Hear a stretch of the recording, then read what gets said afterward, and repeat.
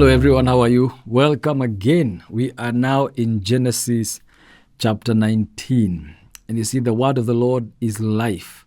And the word of the Lord, when you read it, it brings you life, brings you strength, and gives you encouragement. So we are happy today in the presence of the Lord, and I pray that you are going to learn. And even as you keep on reading the book of Genesis, it's a very good book. It's a foundational book, and I would like to encourage you to begin to listen to it. So if you have not listened to the other videos that we've done or audios that we've done about Genesis, please go back and just listen to them so that then you're able to get the flow. I'm not saying that they build on each other, but they'll give you a better foundation, okay? Sodom and Gomorrah destroyed. This is an amazing story. Amazing in the sense that we see God in action. Amazing in the sense that we see God establishing his rules and establishing his righteousness.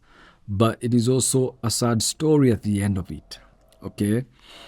And so the two angels. Now remember in verse 18, we talked about the angels of God appearing. The angels of God and God himself appearing to Abraham, and God negotiating, or Abraham negotiating, or trying to intercede on behalf of Sodom and Gomorrah. And God himself spoke to Abraham, and they were having this conversation on how God should not destroy Sodom and Gomorrah. And Abraham made his case, but his case at the end of the day fell short. And so eventually the conclusion was that since there are no 10 righteous people, that Sodom is going to be destroyed. So by chapter 19, we see the two angels. Remember in chapter 18, there were 3 of them, but now the Lord was left with Abraham, and now there are 2 angels who have arrived in Sodom. So the 2 angels arrived at Sodom in the evening, and Lot was sitting in the gateway of the city. So the story is a continuation from chapter 18. There are no breaks, so the angels have been walking the whole day. Not the whole day, basically, but a few hours, and they have arrived in the evening. Remember, they had lunch at Abraham's, and now they have arrived at Sodom in the evening, which means, and it makes me ask some questions. Why didn't they just fly? So they can arrive. I have no idea. I have no answer for that. All right. So the 2 angels arrived at Sodom in the evening, and Lot was sitting in the gateway of the city. When he saw them, he got up to meet them and bowed down with his face to the ground. Again, we see the same thing that we saw with Abraham. It's almost as if this was their culture, to always welcome people. But there's also something else I noticed, that Lot was sitting in the gateway of the city. He was sitting at the gate. Now, one of the things that I have learned from this is that when the time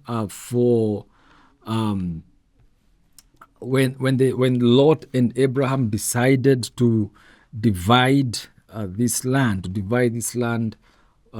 remember that time when they were having all these struggles and they were having all these challenges, and so they decided to divide up this land, and so Lot picked the side of Sodom. He didn't go into Sodom itself, okay, at that first point.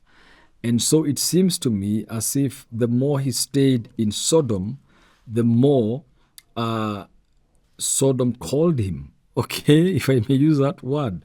It's almost as if Sodom kept on, telling him, come to us, come to us. And now by the time we come to this story, we are seeing we are seeing Lot already at the gate of Sodom. And so it's almost as if he had this place, very special place, because the people who sat at the gate of Sodom had a very, very special place. They were rulers, they were influential, they were powerful people, the ones who were building at the gate. And so the question I have for you is this, and I've had most Pentecostal preachers teach this, and they ask people, what is your Sodom? What is it? What sin is calling you? What city? What are the things that are calling you as Sodom to you? Okay? Because the closer you are to sin, the more likely you are to fall into the same sin. The closer you are to it. And many of us believe that, we are not going to fall because we have Christ in us. But then again, we forget that we have the reality of humanity in us. We have the human nature. So they came and Lot bowed to them and he said, please, my lords, turn aside to your servant's house and spend the night and wash your feet. Then you can rise early and go on your way. The same offer that Abraham had offered them is the same offer that Lot is doing. What? The Lot is also giving them. They said no. They refused this particular offer. We will spend the night in the square or in the city square. Now remember that the reason why these angels were coming to this city was so that they are able to see how evil the city was, so that they can determine, so that the Lord can determine whether he will destroy this city. And so that is why they want to go to the square. In every city in the world has a meeting point. In Kenya, we have Uhuru Park. We have different places, different points of meeting where there's a lot of activities or there's a lot of things that go on, important meetings or any evil thing, okay, that is, or parties. And the same thing is what these angels are saying. We want to spend in the city square. But he urged them strongly. So they turned aside to him and entered his house. So Lot is very persuasive in this case, and he persuades them that they may stay with him, but he urged them strongly.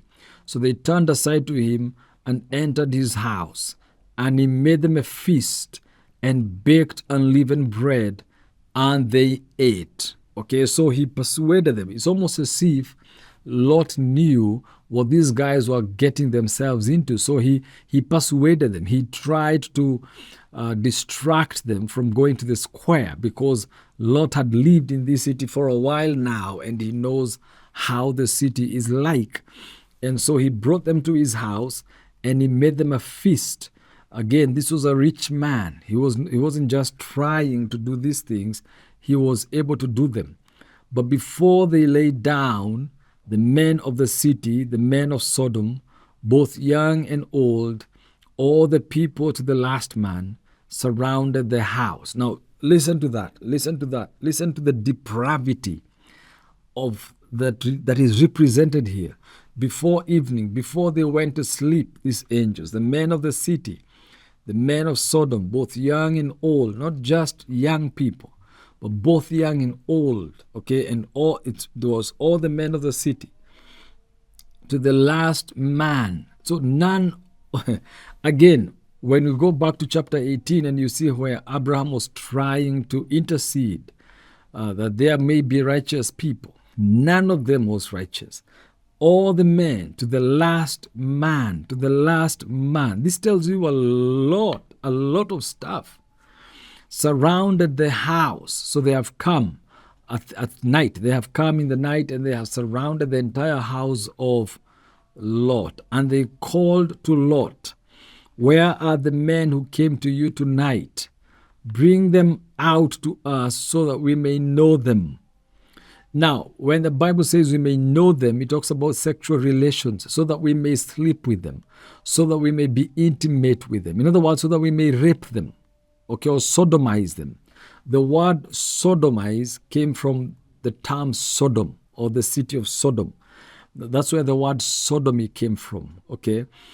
And they called to Lot, "Where are the men who came to you tonight? Bring them out to us so that we may know them." Lot went out of the door to the men, shut the door after him, and said, "I beg you, my brothers, do not act so wickedly." Now, these are men who are demanding that the men come out and they can have sexual relations with them. The kind of depravity that was in Sodom was so immense and so big that they couldn't help it. The lust of the flesh that had captured their hearts and their flesh and their minds was so strong that they couldn't help it. They couldn't just say no to the other men. And you see, and this is the same kind of depravity that is affecting us in the world today. There's so much that the Christian, or not the Christian, but the old way of marriage is now being called traditional. It's being called outdated. The kind of depravity that we have today in the world, my friends, is so evil. But the funny thing is this: maybe the depravity of Sodom had surpassed our depravity in so many ways, because there's nowhere I've seen in the cities of today where men have surrounded an entire house. The men from one city to the last man have surrounded an entire place just wanting to sleep with the guests. It hasn't happened yet. Maybe after this story, people learned, but it hasn't happened. But this was huge problem. So Lot comes out, and I beg you, my brothers, do not act so wickedly. Look, I have 2 daughters who have not known a man. Let me bring them out to you, and do to them as you please. Only do nothing to this man, for they have come under the shelter of my roof. Now, this is an interesting reasoning by Lot here.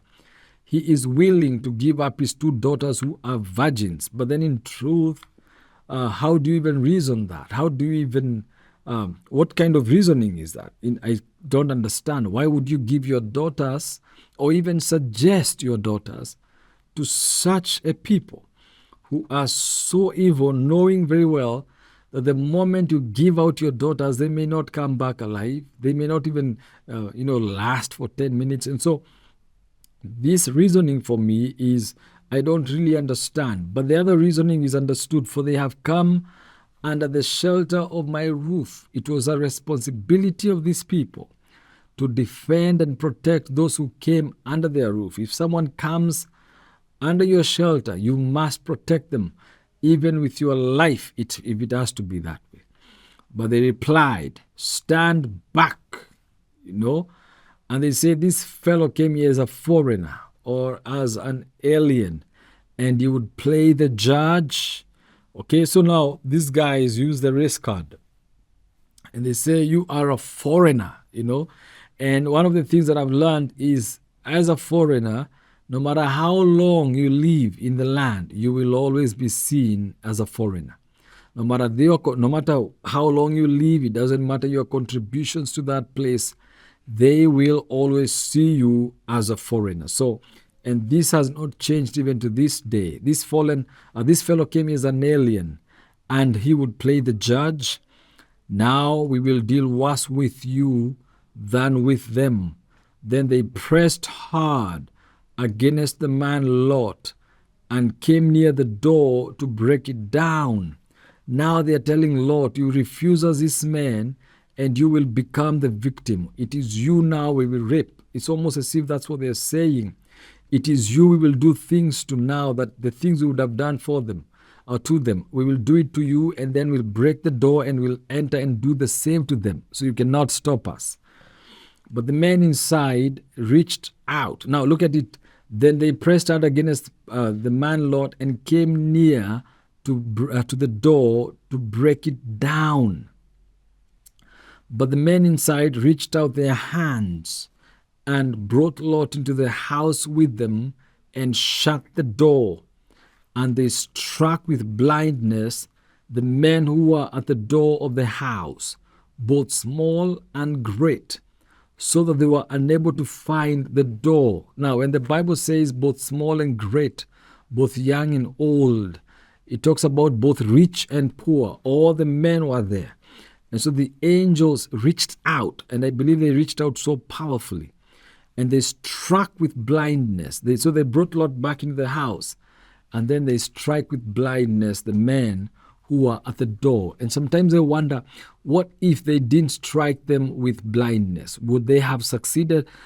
And I believe they would have succeeded to actually harm the angels. I believe it. And that's why they had to strike them with blindness, because there's a story in the future where Jacob wrestles with the angel of the Lord, and Jacob wrestles so well that the angel has to hit him on the hip, and still Jacob struggled and refused the angel to go, until he was blessed. So I believe that if they did not strike these people with blindness, we would be reading a different story. So then the man said to Lot, have you anyone else here, sons-in-law, sons, daughters, or anyone you have in the city?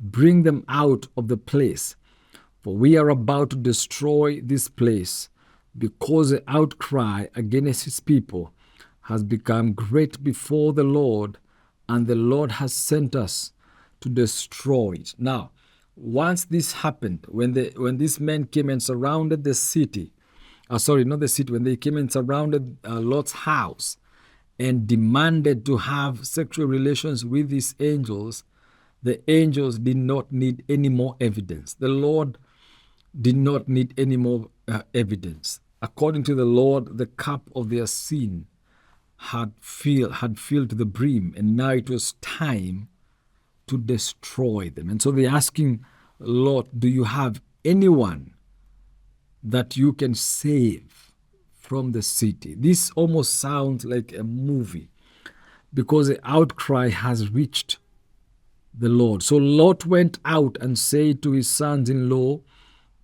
who are to marry his daughters, up, get out of this place, for the Lord is about to destroy the city.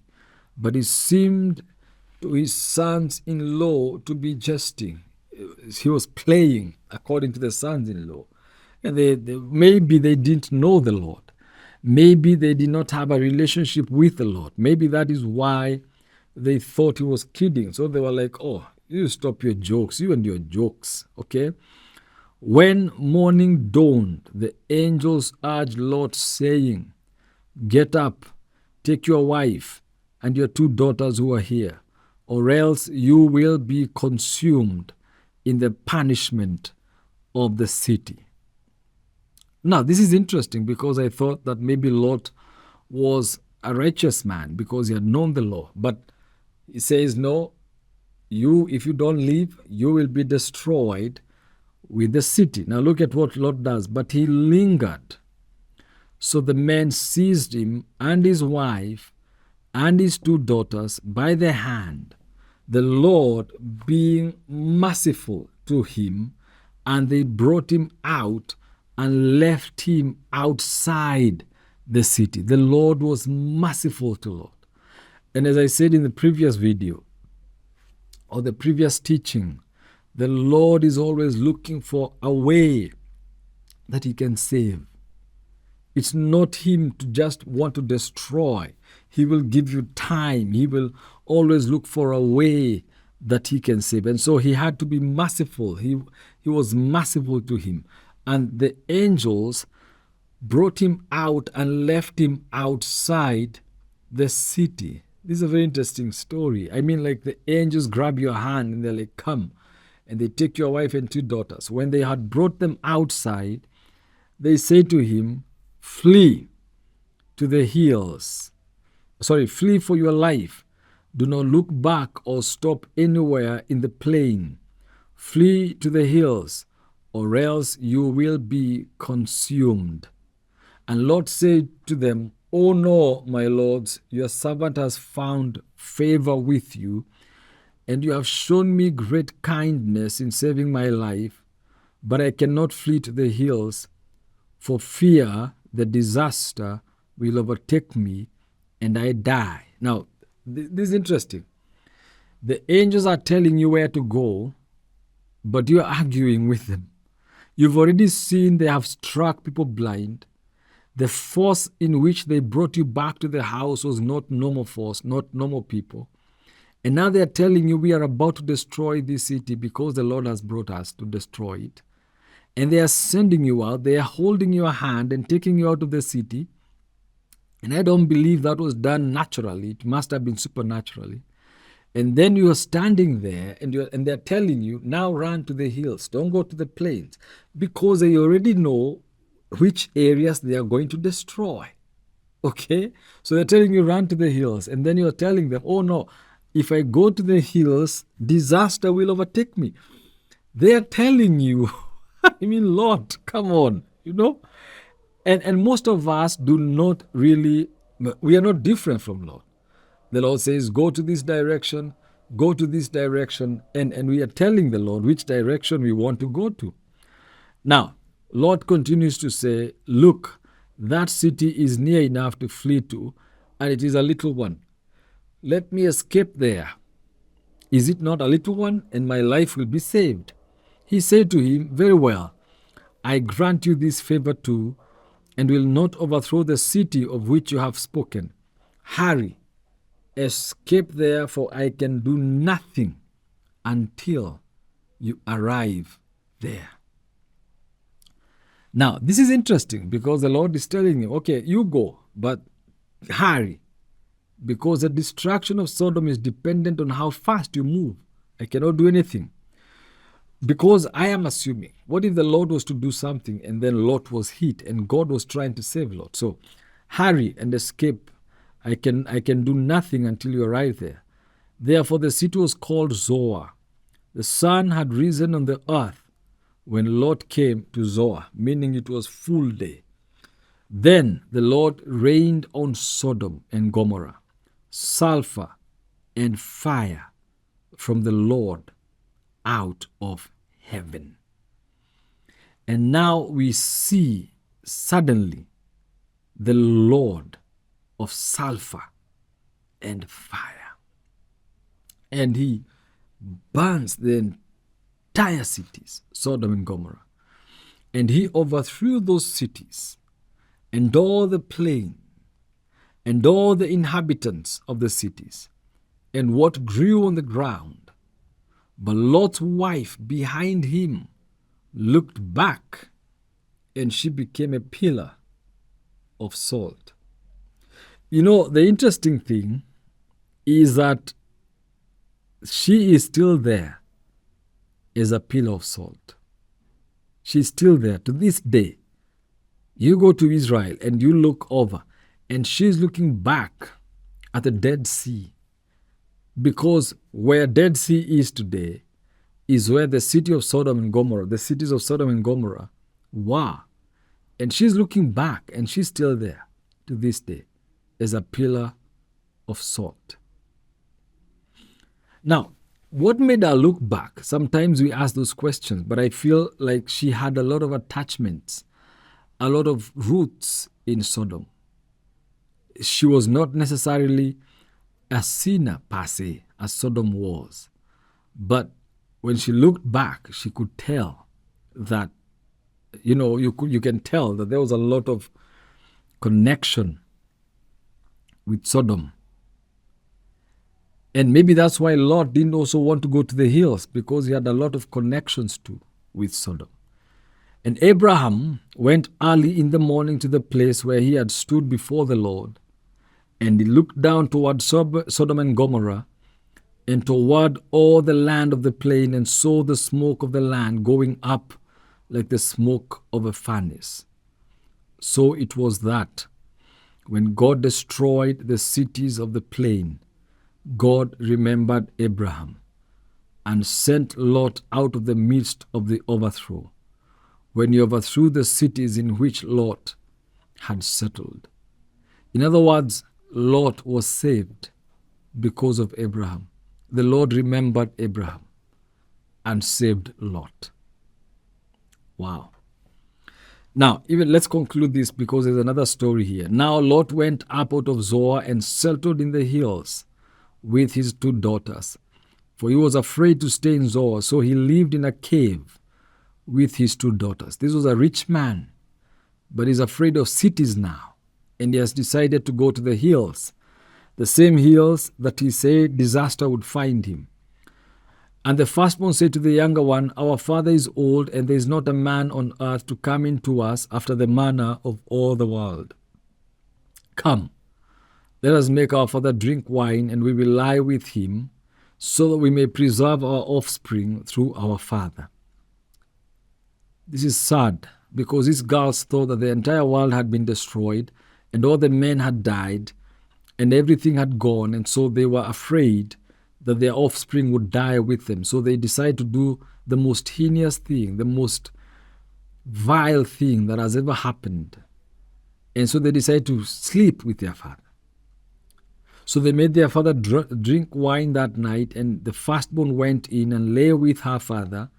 He did not know when she lay down or when she rose. On the next day, the firstborn said to the younger, "Look, I lay last night with my father. Let us make him drink wine tonight also. Then you go in and lie with him, so we may preserve offspring through our father." So they made their father drink wine that night also, and the younger rose and lay with him, and he did not know when she lay down or when she rose. Thus both the daughters of Lot became pregnant by their father. The firstborn bore a son and named him Moab. He is the ancestor of the Moabites to this day. The younger also bore a son and named him Ben-Ami. He is the ancestor of the Ammonites to this day. This is a shameful origin, the shameful act of the children, the daughters of Lot. And there's no lesson here. The lesson is, just don't do stuff like this.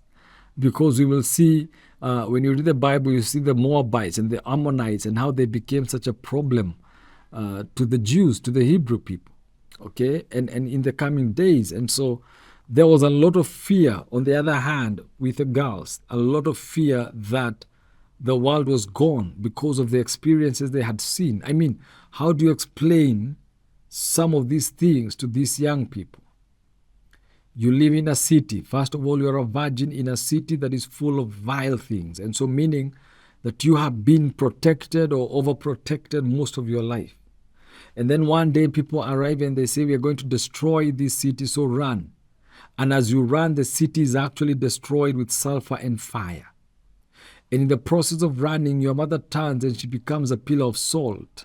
How do you explain all these events and the impact that they had on these girls? So all of you are afraid of living in cities because you see the same things happening in cities. In Zoar, for example, that had happened in Sodom. And so you're like, okay, the next thing that is going to happen, the angels will also come to this city and they will destroy us. So I don't see the reasoning of Lot. I don't see why Lot would even want to invest in this city anymore. So he decides, let's go live in a cave. And so they go live in a cave. And according to them, they think the entire world is gone because they are cut off from civilization or from the known civilization of that time. And so they decide, okay, let's preserve an offspring with our father. It was a shameful act. And I pray today that even as we read this text and these scriptures, we will become more aware and more understanding of what the Bible talks about. So the Lord bless you and keep reading your Bible. See you next week.